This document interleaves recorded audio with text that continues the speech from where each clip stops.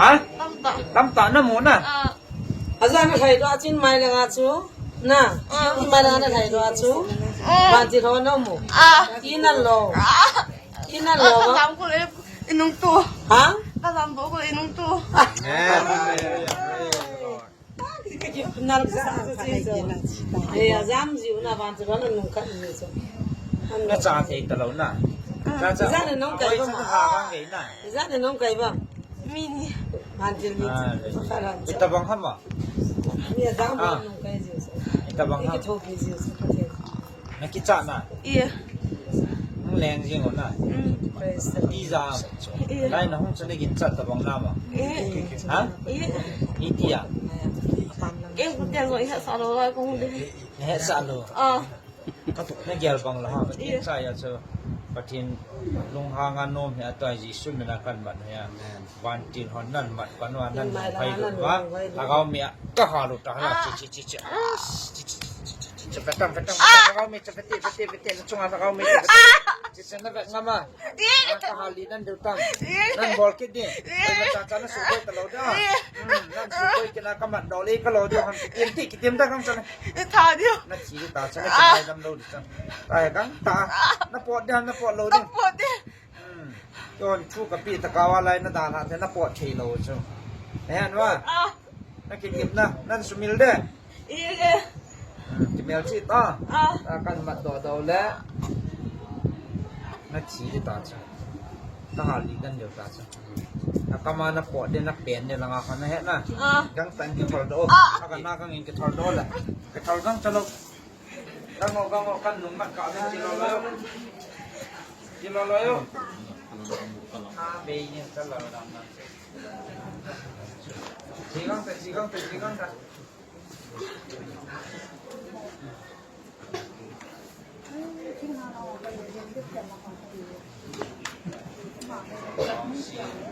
เอาสิมีมันนี่ขาด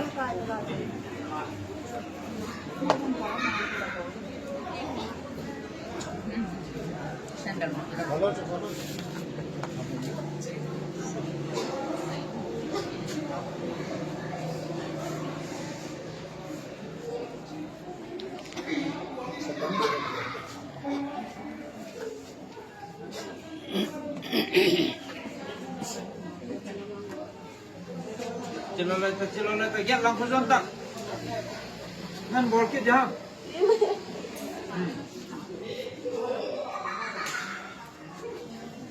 นั่นชีนั่นดิ้งจะกัดตัก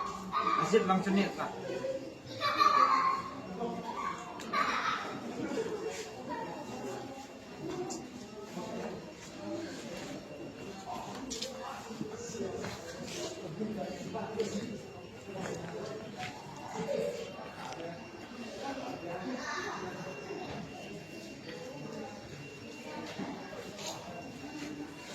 ว่าเทนจะได้ฮะนักเตะทอลเบียดิส่วนฉันน่ะสามมั่งบุญน่ะบุญนี่หนุ่มมันเนี่ยเต็มอ่ะจีนนั่นหนุ่มแม่นั่นหนุ่มมันน่ะสาม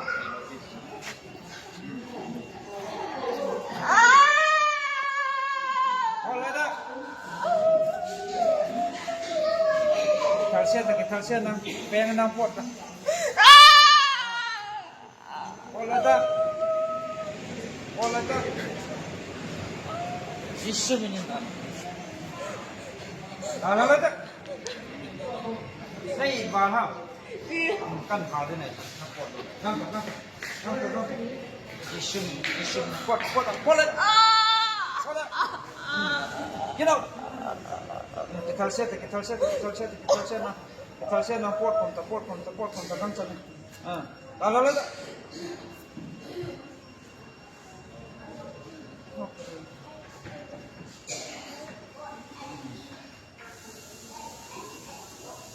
Ini dia mau. Nhiều hay thiệt. Ô nhiều hay thiệt. Vì nó bỏ làm lại cả số này. Hả? Thì ta lại cả số này. Nó vì cái thổ phát này.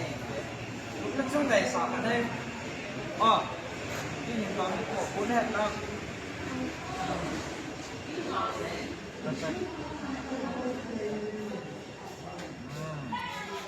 Tha cái gì? Nói là gì? Quay lại. Tam tam. Non ta. Không có gì. Trong nom siapa? Ini paham? Haleluya. Amen. Paham baik. Semua lu terkait semua. Jinglet kau ni kamu dah pilih nak. Kau makan le. Nong Vantil si ini dah makan dah. Nanti kau cakap ni, kau cakap ni, dah. Mamu. As mamu tu. Kau mama nak. No, kau cuma cam. Ini kalau kau nak. Kata-kata. Mamu tu kerja dia. Mamu tu lah ini dah. Kau nak mama nak. No, so. Kamu tam je nak. Orang ni, nak dapat tak? Cepat kau boleh nak. Kiri sobe, pun jalan.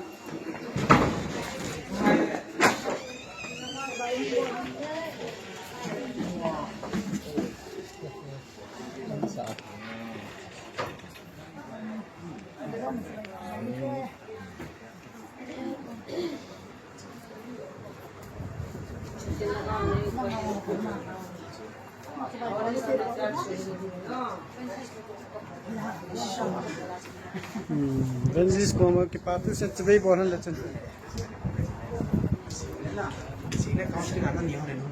Holy Spirit judge. Hallelujah. Amen. Kipamin patinin Lhacha ipikinuve tuni tawkom now. Koi na imat sa lawai chi asin tevin bachoy la sa anumin tawsong anumin na tua hi pathin kulang at kilfona inaluding mo hiin iti masagachon tama kabe mangpal lawan kanumin la hindi den ko na hiin pandapan na hin botay ki paumin sungan sitang katin na tao kichay kilfona man chay lang tingle pathinin damday piwa phat ini nalay tuni nei nalay bahile la jong kalani sabi utin na tuhin tao na puin kalani kan sinumin tao na kabe na mamuti itse now desidi ibet na hila kidaunan wanule sidi adim gamtan hicilai diu muge I macha news ibet lawale wang chu lungling bai na dil ki chan I macha amlo hen na phone choice so ke win phone ibet dingwa hile news ibet ingai dingwa hile wanule se tu so mo ki pa na le biham lungmon na hi talawe Palestine le Israel le ho igabe na hile e ho aj I macha hilo he na kim to he sam lo he tele Ukraine le Russia te ho igabe ki na hile na hi Bolchah chui lo in gam chung lo hi dai ki do the sa ready sa ungen jang hi ta na ki do na san pathin ha te ha lung cho hi mong tai ti ki chen na ye chen tu rin e hon song ta sa gam song ta da song gam la de tai ne na ve ye chen tu ni hu na hin hi chit to legal ho a ding hin kha be ta len kan no mi ne he Kalau kumpia gal, kita ini tinggal kita. Eho tu gal aku naik hoi dot ini mubana. Kita mau pahami suka dengan kau ibu. Ejun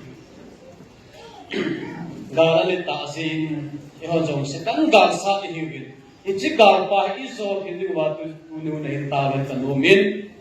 Kita jangan cun iji lain ministry muna nak kita nahin. Amunagi hoin akihin na muna hoin.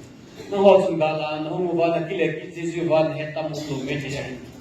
evangelist te hosong ki thosong zilo pungthum jana hi ki manjin jing ka hosong na hita ka be to hungai matri thanam ba na chu asuna jana tham ho na chu la le me hita na ya chu evangelist te tau pi utin ama family jam tau pi utin na evangelist pa family ahin, probada hin family ahin. So then la hin sila yung sunga disable ho, jo tamay mga atse ho, so sisong tanong pamutin. Hitlay ministry etek na sa taki musi ahin na. Hitsi galin pa hi kovel gal sa gawin lawan. Vanoy lesin na hagagal sa hisiwahin. Sa isot hinumubin na. Patin ko mahanap kumin tu ini Bolchah tao na mangudin tao sa nakan kahin na ini ngahin. Bolchah tao tapos. Amen.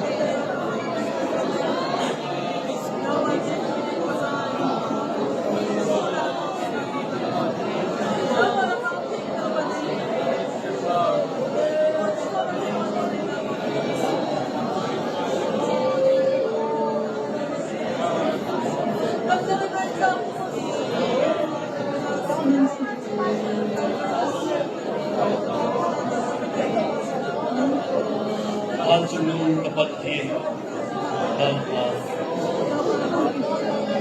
Roberto ka linin meron matilin bibitin malat kulit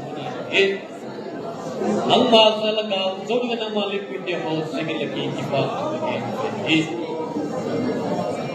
gawso tulad papatid ng malit kulit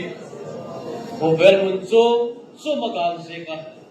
dansa gyud pokte ho adegin tuni mun pang paul sa kito he laban agam kito thamun na naman din la nang manele sal sila chena mala son kita nang malong pina amu dengan hepa tu lagala buiti adingin la hepi na kahul sakit we itag mo na umte ho ila hepa tu lagal sigin nisina hepa pasak nung te ho boizaw ta kumalangan nang ma cha beting abu pali pinte ki pat ka ungel so we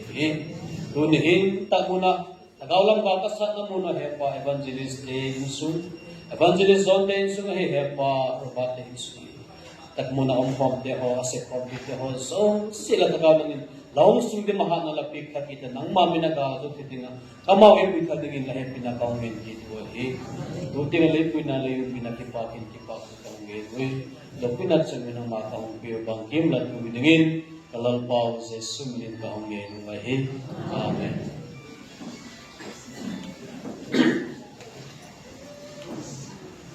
Oleh ipa amin tam nakatinat sa itawin tunihin tilkaw na tuchum itilay mo na inasa asin mo zong himete mundang asin inasa asin mo zong himete bikan man kanumin so dingle itilay mo na ita ng pathin hang waa wajila sa hinday tawhid ibol si way pathin ito na ipuy na kipatu si so ihokin na hin isay sinubin kipa amin na ibol sing na laiding he hinachumchung atsun tilkaw na himang lagtikanok na tula patinin Bible chan chum na ho bizin dunia jong hi sermon tilen pani bang kasay no min ha ay bala chu abona kisay jong sila wa hi je chun tunihin i pastor thangnewin Bible chan de ne man sim tha pe tin chuding le bana chi ding he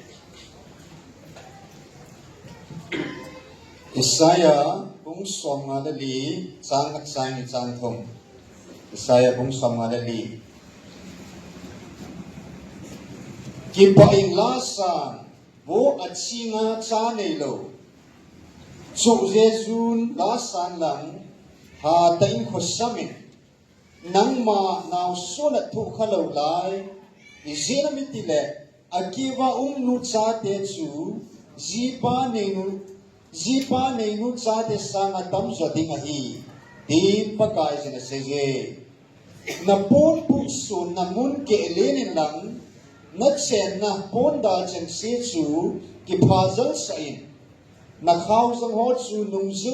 nung je hi na khu ho chu put that jingin e jena mitile nang ma chi le ve ya na ki the zal ding na china hon nam tin vai pi alu ba ta ha thip sa ku pi zo se dong chu mi hem a hin chen sa ding o hi abanin Joshua bung som na bung thum sam khat Joshua som na thum sam khat tun Joshua chu atin akum zong adam he ta sule pakai jin aza nang la na ti kem tan nakum adam he tan gam tam ta la ti aum na lai sin hi ati apathin thi ni sim tha pathe pathe bu pe hen lang dunia thupia kan manum che hi le gam la ding tam ta aum na lai je ding hi Joshua le khabu hi ising hi le lung hel zanga aumin pathinin ata ta na to na tam pa practicala anamusa na to ai na Israel te tu simo jo iganu ve na ising hi le tula e ho hinku imandan ni to til tam pa ki ba na ane ne puitu masa mo se jun Egypt gam agonin Israel sa de ho chu ana puido Hichilai chun lampi achun kanan gam zat na lampi achun ni somlia ahun thena pau chu kum somli azot lugina ai na hiche hin podo na masangwa chun ai gupta Egypt gam achun farol le ho le lai chun has kan thena tam ta hun tho ta na kanan gama kir ng pana so an lusu bahida so ay kupta gama ana chen tam se putin he so he na Egypt gama lu na lu no chun atila chun no tain khasa nelet sa an nay win Joseph te halai chun le la tain no win na he ai la kha nu ki khelin hiti chun hasa gen the na Joseph hengai lo an he khalo le ngong pina ko chun boila hum to pan ta vin he Hijilai ta kalung kimau rumju. Context in kisele na. Hozong pathin income no tai piuba ichene diguba boundary simpia na. Lot to Abraham bangatsu. Lot bangatsu kopi sunga phajol ka jalo bisa bai kicholu no ba dile. Ato maju. Ho pathin ne khalo pathin ne te hon. De lo tawe na. Cholam sayude. Ito ka tekin zin. Ahin la hiti hukbo nawa ko na jang hasat gen na tam ta ko uve. Mose na hin puido nunga chun. Pipisan masangwa umta anung lama faro sa paide a umta. Kitsa na adim ngam tawe na. Atil kidan dans. Amalang walat hina anung lang walat hina. Ay la hitilay ta chun pathin lo pinang kipung na pathin ang bayan hen. Pathin mo siya mang san ki chun ateng wala chun tuite ho ase ma chun tuite khenin Israel sa taga kay na we pathin ang bayan hen. Dunin jang ho so hiti bang ma chun imasangat hina ilingwat hina jinglaya so pathinin sa nahi me vai puya suda sumningai tu pathin ang bayan hen. Hecho hetu na ho so pathen cha te hinawa mi ham pha hi na pau chuna pathen ate he na cha te cho hai mi ngai boy ama ho ko ta sa Israel anam de ne ni hoi thaga wa hin pathen thang wa ne ho ilo pi so be na tunin pathen in lo pi ta ai si ma cha te hi hin ngai le na pha sin hen bil zin na lai bin na hita banga yung didan icho didan tam tai se piu hi pathin thu hi ichi azop chu ho kin hi hiti sun motion hai pu sing lai chun acholam se ta te na kanan gam chu agar mu ta vin hi pathin motion chu ko ven mol chu na tal chu pui do in kanan gam vet sai anop da na hoi da chu motion ako na mu su ke na Hicilai ta chun mo si lung gel chu da gel chun ki lut lo hen lang ki cheng lo le ya chu lung gel no ta chun ding hin na ai la pa thenin adam wang na mu ding ai bang lo ding hi ta chu si pe ta chun mo si lung gel chun ipi thu au ta dem pa then ko ma hin ki phin na tam ta si min te ka ti chu hi chang gen na tam ta nei su Nei tho sa nei pui gal kai ta ibola nagap te gam ta lo ding ham ati me the so na tuna ka se nom ho zon ku ki zon cha te ho zon in pathen pui na pathen pi na I he no ba kanang gam van gam hagaw gam imu tu hagaw da imu ba he ba I chan lo kha de mu ki cha na mai su te mo se zon te ba nga so pathen na lo sa lo he ta na ahila ama nung zuiding ama kerding ni hangsan pa Krista din apostol pa Joshua pati nagutar pati narwan hen dam benhali nga asol ai wajun misob le minichi lai wajun Joshua le kalit ahin ama ni hin hangsan tai pathin thuai pi hin izo din we he tina sayu bin hin ai la mi tam pa ka misom te ho chun ama ho le no bin agam ga ro grep ba na mi panin azol mi lo na hi panga gamoi ko isule bong no lo na gamahon adivin ai lai ami ya ut patela le na sa aki zawin ama ho zo se jo amang kha vin na ai le tua ka se ru pe ju hitlaya hen zo soin zong gam tam ta hin la pi tan ai la ama ahu o patan ne ahum te tan pathin na koma na upatan te lang naman no tan te zong na hum te tan ahil la gamla ding tam ta inay na lai ve gam tam ta om na lai Christian gam te ho esu gam te ho su kam tam ta su izip ai ku ta gam bes na la ding boundaries na la ding na om na lai ai là tu na su pite ho he dinga poi mo ka sa chu patheni pizia hi chi mo se le zo soi kuma be lap lo ham na ai là tu na se do nom pe chu patheni kum tam pa e pe be la ma dam na ka hin ko sa pa e pe lang zo hi boy apoi mo pe cha idam sunga hi atam the pen to he pathin thar ba nu he dunia jo he asalai mu na ho hen pathenin dam nai si se na pha phai pe sunga wa hi atam the pe na I tao du I bol lu chu e ho kin e na ho vela hin til poi mo I bible chang sim na pon chun til pani patu ma min a poi mo pe na chun mi pi a hi mi amu le gam zabum de la wa hi na de le gam hi ke din hun a poi mo ke ni na hi Israel gam de ho chu ka ke na hi le agam hoi da agam lo dan chu bible la di se min thangin tui jong mi tam ta che jiwin hiti na se jiwin na ai la hisa na chu dunia hi gam te gam zo na chi zo soin gam la di tam ta ne ba nga e ho zong ta sa bo se wan ha ta wa zong gam la di ne na lai ve na gam la din ka se wa nga chu in sa te gam ke ti nga hi lo pi chu in thang te wa gam ke a ki na na ti na hi lo pi chu tua zo ipoi na ipisia ipoi uham ipisia Palestine te le Israel te ho boi uham Gaza ko pi ho boi ham gam si ei bo chu na ibola me he te to ku kicha te ki do uham gam si ei chu na ipisia Ukraine Russia ki do uham gam hi chu azo to le India to China bola ki do uham gam hi chu me na gamam lo wa le mi te ki cheng ki thei lo wa e ho zo hi ku ki zo cha te ho pathirin gam hoi pen gam lum pen tapi na hi ve patin thang ban e do ki kham kham ma ku ana ki sin jia hi Hyderabad South India la ko ana fan su thi ma hi ta na e gam nok dan hi ga gel le chalanga ko na ko thangai um ji chu tuin chile chun Hyderabad chennai ha hola ela yang ko asak dan chu upai no chu e hol nga AC zo mai nai lo zo na ai na an tam mo dan ki bong bong a he tu la zong khabe de chun China lang news ka na hi le agam sak dan ang se yu mi ka din lam de na khang be la tumin a tu ya kang ti we na no mu di ha ma lim zong zo na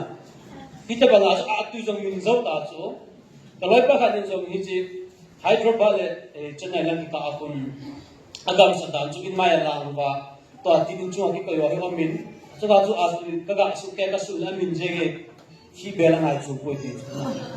hi chang ge chu gam sa ga ma hi ela yo hi so tu thing lo na gam zu la ba ti lo na gam na pa te thang ba sing ding he hi chi gam pa te ne pi pa hi ko ya ti ngai ko pi ba ho ni ke bet kol di lo ham na ni ke bet kol phal lo ziu wa he tam ta I cha lu ba su la gam pa gam hoi lai lai na I vai cha jiu la ka he pun ya sa ji la ka he pun I gam lo hi pon gam ta chu thing le thing hoi thing lo cha cha I pu gam wa ya chai gam wa azul ka lo wa me ho lai ha ki na lai wa na I che le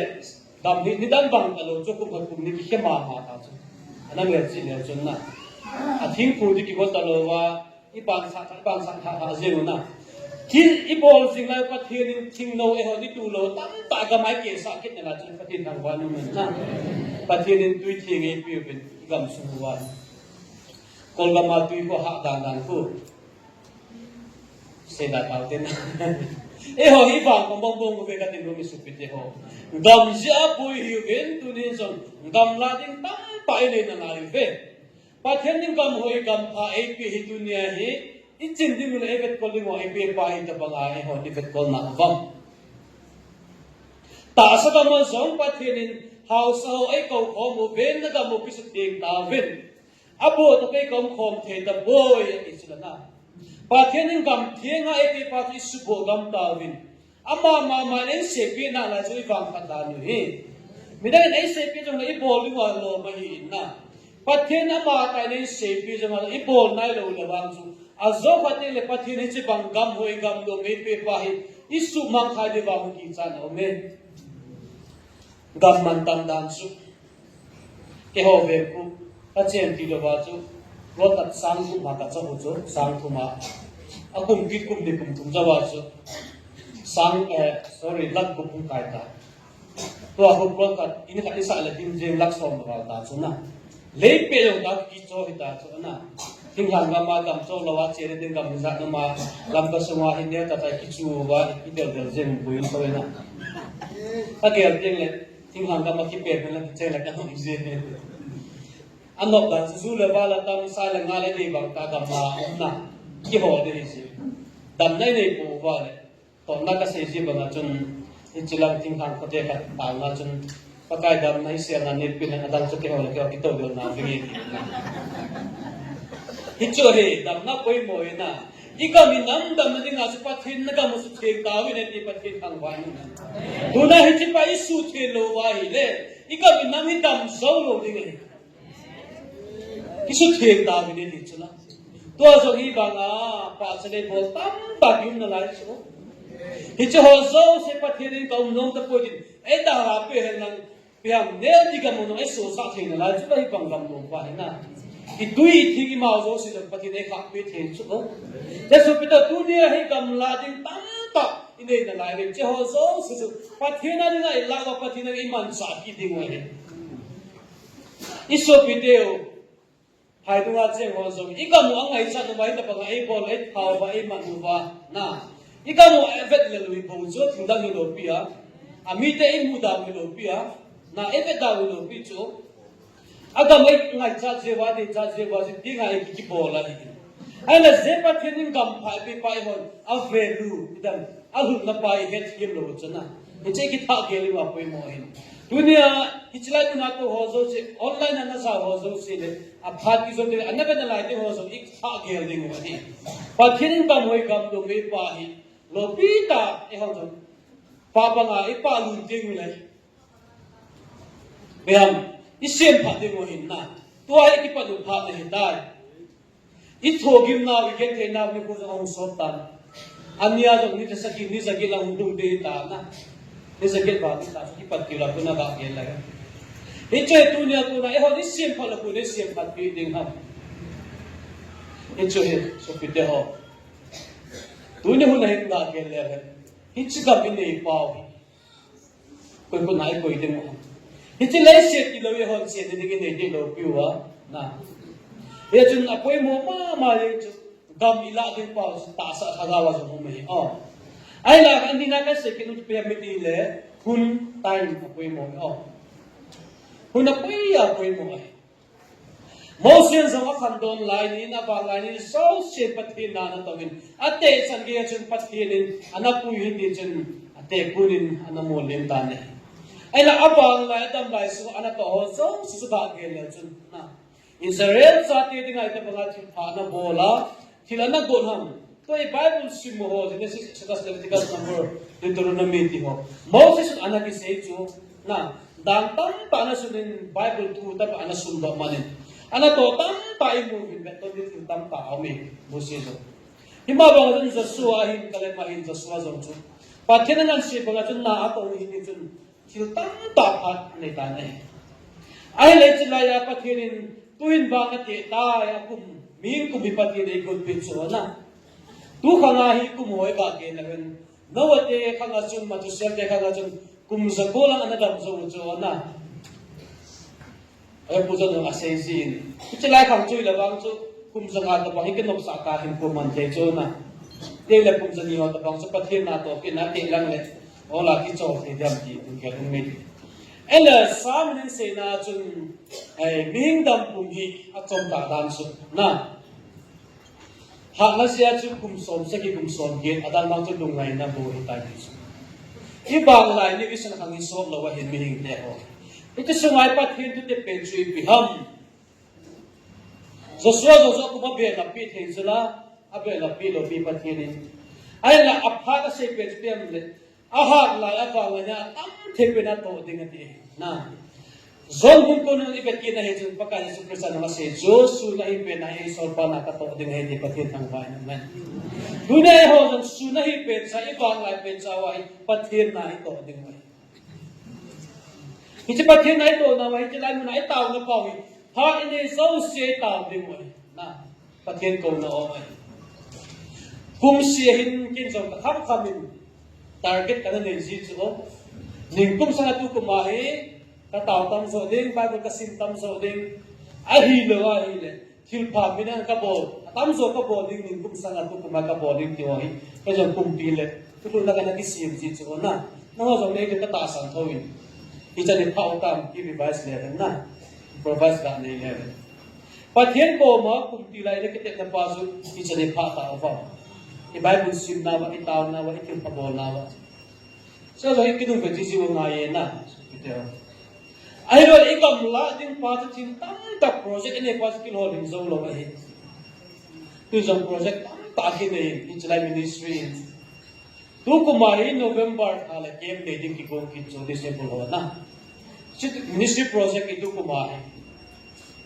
ไอ้เรื่องนั้นจนมิถาพิตาร์เก็ตสูงอาหงสาสาหงดิ้งมิถาจะตบกุมาบอลตัวอะไรจะไล่มันให้เป็นพอมาปฏิทินนะเป็นท่าสาดิ้งกำลังดิ้งที่โกงกินโซ่นะฮิจูเฮอากิตาร์เก็ตตัวนี้จงมิชชั่นขนาดอีพาสต์เตอร์เอวันเจลิสต์อุปเทวะอัตลสูงบินนะฮิจูเฮโฮมิชชั่นในตัวจงไอ้ตาร์เก็ตมันจงโฮบุงินจงมิชชั่นอันนี้ยันอะไร society organization จงอินมาจงมิชชั่นสิ่งนี้สุกเกย์บินฮิตยาจงอินในวัวบินไอ้ละตัวนี้กำลังดิ้งพาวิตาร์เก็ตพาที่จะได้พาอุตาที่นุ่มเป็นที่ทำงานเห็นไอ้จงไอ้จิมพาอภัยโมดานิพาตั้งไปในนั้นอะไรเป็นปฏิทินจงพาตั้งไปเป็นลุงเกลเลยฮิจิมพาอิโมลิมสักเดียวอิโมมันไปสักเดียวมันที่บ้านจงนั่นเล็กเอ็กซ์นะเขาไม่เห็นนะตัวนี้จงตัวเล็กอะไรในไลฟ์อีตาวที่ไลฟ์บ้านเกลเลยฮิจิลายาอีบอยติลูฟ้าอีมิตุยอีมิที่หัวสุดตัวไอ้ใบอ่ะมันก็ติดตามกินข้าวเกลลงไปหมดตัวนี้จงฮิจิมิตุยมาจุดปฏิทินนั้นนักขอลปีนักละเห็นหน้าซ้ำสมว่านักเกิดได้เลยอีมิที่หัวสุดสิจุดปฏิทินนักขอลปีอ่ะนักขอลทัดซ้ำลงไปตัวนี้จงปฏิทินนั้นเสมาบังคับนั่นมิตุยตัวอารมณ์กันเองเป็นที่สุดปฏิทินนั้นได้ยังไงจ้าจุดที่ดังไอ้บอยอาร์มส์ไอ้ปุ่นน่ะอีกดาวไอ้มิตุยไปปฏิทินอเดย์อามาไอ้บ้าจุดนี้ไปอเดย์ตัวนี้จงฮิจิมาบังอิสราเอลเจ้าจันทร์นั้นจุดนี้จุดอันนั้นเสียปฏิทินทางบ้านดิ้งปฏิทินดำเตปามุดิ้งจุดกำจุดลาดิ้งตั้งแต่อารมณ์ดิ้งอากำสุงัดมิดังอันนั้นเชียงโหมีอันนั้นมันสัตย์หัวจุดที่พลบอลจุดอันนั้นเดลมังอินปฏิทินตัวนี้เห็นที่แต่บางวันหัวจุดอีกำสุงัวว่าที่พลคำเทกุยเทตั้มเปล่าอีเดลมังว่าอากาว่าเห็นว่าอีเจนจุดปฏิทินตัวปีเป็นเลยที่เชื่อว่าอีดำมาดิ้งว่าเห็นเสียจุดสุกิตว่าคือท่าเกลเลยที่หลังเราอุ้มฟุ้ยอีกำอิสุที่เนี่ยบ้ากันมิลากินมาคุยมองนะมิจิงเดชนบุญเฮียนัสเมลจิงวินpast present future na phachi sa na se yuven tu phat lai ta na se yuven ting le future na se kin yuven ne abala ki tum ding thil phachi sa bang sim phat ye hin da boy i to ban ko jong i ko ki ta lo ding hum ki nu ve ki ta lo ding ai na ahin la tua i din mun i present tu din mun a hi tu lai ta hin ko man pa mi apoi mo ta ne hichi to pathian ni ho na pa apoi mo nei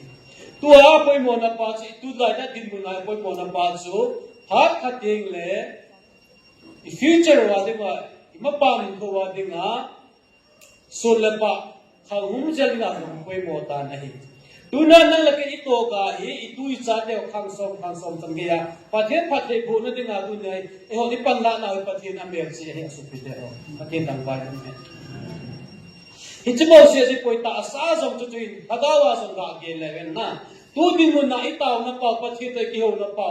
ele ki su hat na pa hi pathianin avet na hen na phat chi sa na phat wi ho chi te bangin anom ta jong le chabang cha pathianin hin pathian na hin nai ne te le se su krista ta sanjala che ho chu yul manga am hitai apoi mo pe dunia itaw na pa hin ko man pa hi ta sa jong hadawa jong ithi niu ki chai deng le van Jerusalem langa denga hin papa dunia hi ele e adinga go ki khol hi be na ki pa mane ki salu tu ne on ki vet ko le tu na hin ko man dung su ya jo pathianin phạt ông hùng tiền để phạt nó tết bị tình ấy na số bị tiêu họ thì là ông bồi tu này ikaw minam tama din asun taasa hadawa isuhanova gabi kile tingoy ta Isaiah isimnawa sa Episya gitile na bonbu kelenin kitas Hitchline mo na zimebe mo na tao de ho ibonbu so na mo ni kele pangaye na ilawam po se tao ven tao na tay kok tao ven ahin na gabi ke upoy mo ta ne Asia si pemitile atasan lo sa pathenin na ang to den ang taasan den ibombu noy wahi hiche phagaw thik to um noy ai mitang paket ding ajo ibom ta si phasa lo ba ikai pa de mo na khawi ten ti ding ajo bombu khawa kai pa bu ei khaw do pa wan chen hitin na sei an na khaw chu nung zel hi da ti hin na ai la pa ga chi be na khaw chu ha kai ka la chu tan lo ding ei ti chu khi cái nắp bao giờ khen đến nên nó cầm cái lên để tìm cho tôi này cho biết được cái cầm cái để tôi chơi bị ham cái cầm sung và abu apalo ho sao sẽ cái del mang đi mua vào số cầm cái để tôi ngay na hagawa sung số hagaman thay để tam tại ama họ nên ít tàu vợ ama họ chỉ cầu tin mà ít lạ cái điều mà hết và thế nên cho là sẽ nó họ đi ada sa tim vantil tam tại coi biết tai ai là tu nên cái gặp phải mình họ một việc thì nó sụp đi có hay tu này bắt thiên đạo sát cả con gầm đi cái gì vậy na bắt thiên đạo sát đi tiếng lệ gầm phim gầm aga chia ai là missionary cả con bông xe có hình bôi sụp đi họ tu nên giống cái là xây dựng cái gầm phim gầm á một phim gầm á hộ bắt thiên thu hiện nay là họ vào bắt thiên thu xây dựng đi mà ahin la ita sa imu isa ita ichen bi de ho ataga mang khai de mo ipi lo de mo ha chơi koi kun hai koi de mo ha e ho kun ma om de gi lo ham na hagawa song kamila de mo he iponin de che ke le no wa mi tam ta ho du ma hong chen ding a hi we tui song pat thenin hi chu na na to na hi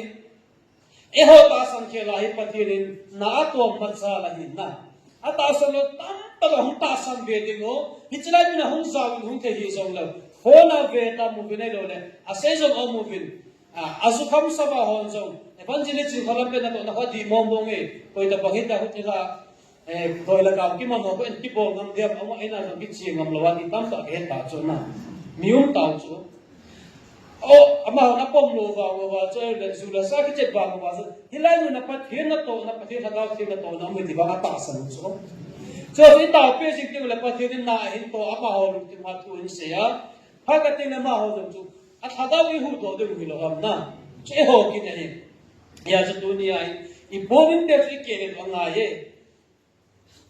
pa thi thu i he de ho hi nang le ke ko wa de nga hi i he na i ki koi sa ke hi la ba so le am tu ye kha the ding hi na abang ka le tu zo ku ku ya mo ko ke nam se si hi alun to a ta sa hagawa mi dinga dinga patego na hidinga ikigot dinga le patinin patego na tanta masom na ipiwa vite zo ang ne ziwa hi na esuntunin zong kasupite ho gamla ding tanta hine pabi ha gelute ito galu alinin na ovela sa tanggal sa ne gitu ikidin te pisimuven au ki bong simuven Til tam tại cái moving. Tiếng lệ, ấy hồ ấy ta sân lo và ấy dem à phone này YouTube WhatsApp về là til tam tại cái moving. Ilung thì muốn nãy, bỏ cái này này moving, na. Azong zawa hong kitsi ma message di lo lawa hong type mo wa mi tam ni li bo hong mo pi tam ta moving.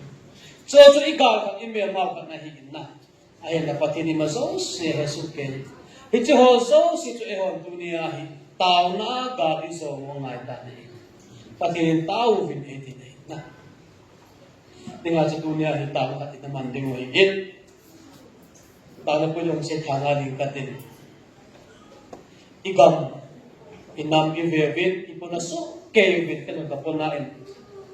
bote lagi ni po patinin nang hoka na ni matsana bote po ve ki manasaw kasaw natin na ama omlo hilabang tu ni chani kay taklo ding hi Patin tu sa nae kuy nagipat mo sa inyo na. Maba na jong patide puina lai ding ahe. Igam inamu esu tupi ding ahe. Pathen kanamu kagamu ne su tupi talin tatunin tao de. Pat kumending achen. Setanggal sa ihuvin. Nah, biji setanggal isak na pau he ta sa kadawa e holang iki sundim lo bale setangi acingin athimin mahan. Kiba si.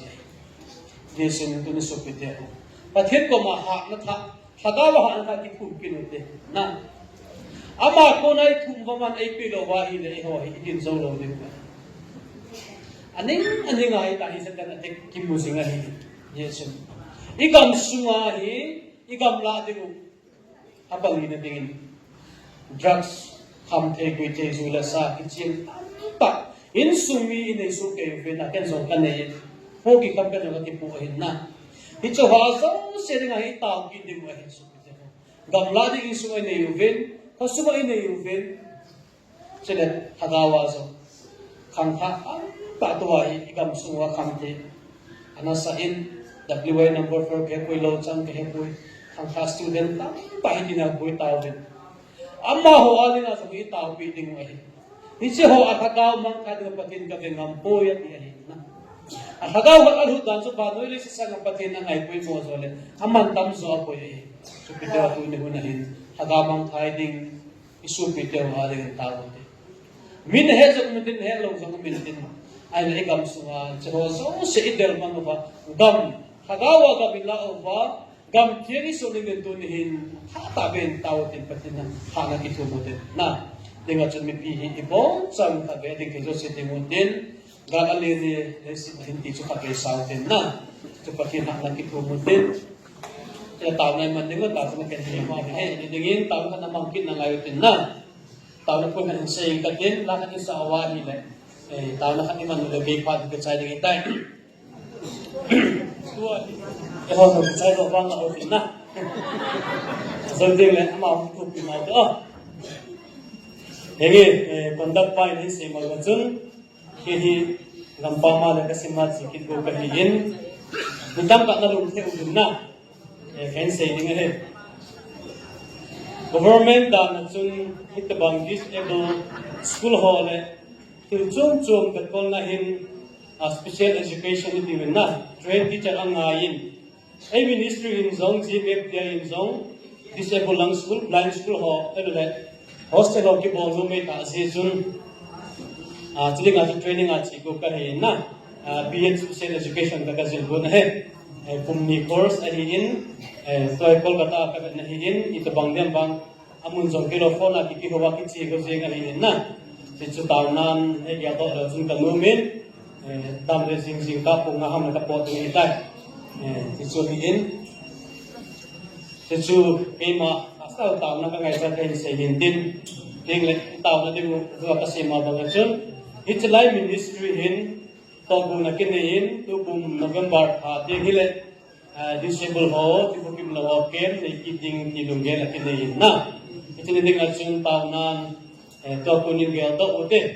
isu piu disable tak hitlai hungkung kainai lo. GMF dia hunglung ngam sa kumahibin na. Ahilap pathirin na mawapuya ta sa hagawa, dam na dinidimubin, taonan pamutin, ke maling isang tao te. Speakerin, evangelist nuhidin, evangelist pa, hidingahin sa ting Pastor Zhang se hidingahin na. Kem director atun, untuk ba mang sa ho hidingahibin, mitam takat ikit ho ma, nakitong nungin sidingan sa ho. So siyong chan inayubin, pangunin ay sukayubin na. Nenga chun ke ko dingin tanan ya to pinudin to ko mahi mitha tamta ho ipui hom dingin tanan pamute het kha lo jong tamta het beding ho hin na ana se ji ma bang chun hit bang aboy tanan ngai cha hi lo le hit bang home feeding biam counseling ko mo jong le ke de contact he oh chelanga chu ki ko nga ki hin na Pasa kaga hawlin biya chalai muna kainun teham amuna hawbidan teham tihoso phone hisong neta so lugel kinehin ke ma zawin even media committee on sa ngai supi he hoso si unti mude yesen tunihin ministry ading in tawtin na Jadi project ini macam selepai ni akhirnya pun by faith na taksanakan sum ministry ki hizin pati ni pekit nanti dia hizin na ning kumazong chu akidam dan tu sum chen kha jong ki nei lawa mi pi de ho ki phanga zala hi tai tu ko mo wa chu yem ki mang sai the ya hi achi le ba le na bahara bo lang ni lang ki se ni ho dom lo he chilai mun hin katin dam lai pi ba he le pha mun ki ding hin so jong chu thaga man ko mo te na gam na hin tak tu na ka se pa si ho chui gam na de ngo ta sa thaga wa kamila be de ngo he so taw nan tu na tha ta ben tu dang ge lo ministry a ding in game le ke kal so me ding na to jong chu ka le so bin de ka sim chapang ka se ji ma ba na chu si ho chu hi se mo bin na patin ni na ma ha pin phak sa wa ta thaga ba su ding bin tu din ta o te